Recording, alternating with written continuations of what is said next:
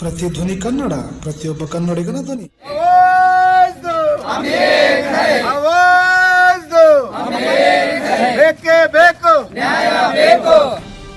ಕರ್ನಾಟಕ ರಾಜ್ಯ ಅನುದಾನಿತ ಶಾಲಾ ಕಾಲೇಜುಗಳ ಪಿಂಚಣಿ ವಂಚಿತ ನೌಕರರ ಸಂಘ ಗದಗ ಜಿಲ್ಲಾ ಘಟಕದ ವತಿಯಿಂದ ಶನಿವಾರ ಹಳೆ ಪಿಂಚಣಿ ಹಾಗೂ ಇತರೆ ಪ್ರಮುಖ ಬೇಡಿಕೆಗಳ ಈಡೇರಿಕೆಗಾಗಿ ಜಿಲ್ಲಾಧಿಕಾರಿಗಳ ಮೂಲಕ ಮುಖ್ಯಮಂತ್ರಿಗಳಿಗೆ ಮನವಿ ಸಲ್ಲಿಸಿದರು.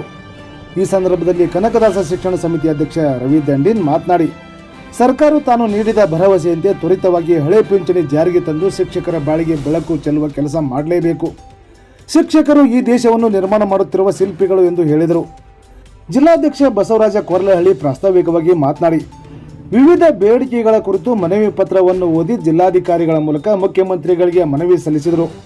ಈ ಸಂದರ್ಭದಲ್ಲಿ ರಾಜ್ಯ ಉಪಾಧ್ಯಕ್ಷ ಈರಣ್ಣ ಹದಿಮನಿ, ಜಿಲ್ಲಾ ಗೌರವಾಧ್ಯಕ್ಷ ವಿಎಚ್ ಕೊಳ್ಳಿ, ಪ್ರಧಾನ ಕಾರ್ಯದರ್ಶಿ ರವಿ ಕೋಟಿ, ಜಿಲ್ಲಾ ಮಾಧ್ಯಮಿಕ ನೌಕರರ ಸಂಘದ ಜಿಲ್ಲಾಧ್ಯಕ್ಷ ಎಂಕೆ ಲಮಾಣಿ, ಪ್ರಧಾನ ಕಾರ್ಯದರ್ಶಿ ಎಎಸ್ ಪಾಟೀಲ್, ಎನ್ಪಿಎಸ್ ಜಿಲ್ಲಾಧ್ಯಕ್ಷ ಶರಣು ಪೂಜಾರಿ ಸೇರಿದಂತೆ ಪಿಂಚಣಿ ವಂಚಿತ ಹಾಗೂ ಮಾಧ್ಯಮಿಕ ಶಾಲಾ ನೌಕರರ ಗದಗ ಜಿಲ್ಲೆಯ ಎಲ್ಲ ತಾಲೂಕು ಅಧ್ಯಕ್ಷರುಗಳು, ಪ್ರಧಾನ ಕಾರ್ಯದರ್ಶಿಗಳು, ಉಪಾಧ್ಯಕ್ಷರು, ಸರ್ವ ಪದಾಧಿಕಾರಿಗಳು ಅಪಾರ ಸಂಖ್ಯೆಯಲ್ಲಿ ಭಾಗವಹಿಸಿ ಮನವಿ ಪತ್ರವನ್ನು ಸಲ್ಲಿಸಿದರು. Bureau report Shashidhar Sirasangi, Pratidhvani Kannada digital media Karnataka. ಪ್ರತಿಕ್ಷಣದ ಅಪ್ಡೇಟ್ ಸುದ್ದಿಗಳಿಗಾಗಿ ನೋಡ್ತಾ ಇರಿ Pratidhvani Kannada digital media. Subscribe ಮಾಡಿ, ಲೈಕ್ ಮಾಡಿ, ಕಮೆಂಟ್ ಮಾಡಿ, ಇತರರಿಗೂ ಶೇರ್ ಮಾಡಿ. ನಾವು ಡಿಸಿ ಅವರ ಒಂದು ಮೂಲಕ ಒಂದು ಮನವಿಯನ್ನು ಸಲ್ಲಿಸ್ತಾ ಇದ್ದೀವಿ.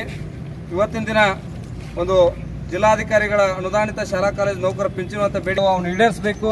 ಅದರ ಸಲುವಾಗಿ ಇವತ್ತಿನ ದಿವಸ ಗದಗ ಜಿಲ್ಲೆಯಾದ್ಯಂತ ಎಲ್ಲ ನೌಕರರು ಇವತ್ತಿನ ದಿವಸ ನಾವಿಲ್ಲಿ ಪಾಲ್ಗೊಂಡಿದ್ದೀವಿ.